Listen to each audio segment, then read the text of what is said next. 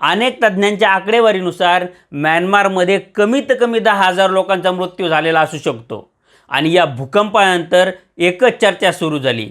ती चर्चा म्हणजे ग्रेट हिमालयन अर्थक्वेकची, म्हणजे हिमालयात होणाऱ्या महाभूकंपाची. तुम्हाला प्रश्न पडला असेल की या भूकंपाला महाभूकंप का म्हणतात? तर हा भूकंप जवळपास 100 वर्षांमधून एकदा होतो. पण तो भूकंप या भागातला 100 वर्षांमधला सर्वात मोठा भूकंप असतो.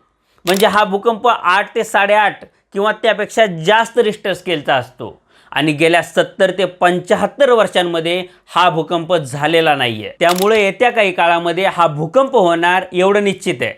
त्याबद्दल द इकॉनॉमिक टाइम्सनं हे आर्टिकल लिहिलं आहे, ते बघा. The great Himalayan earthquake, the matter of when not if, म्हणजे हिमालयातला महाभूकंप होणार आहे. आता मुद्दा हा नाही आहे की हा भूकंप होणार की नाही, मुद्दा हा आहे की तो कधी होणार आहे.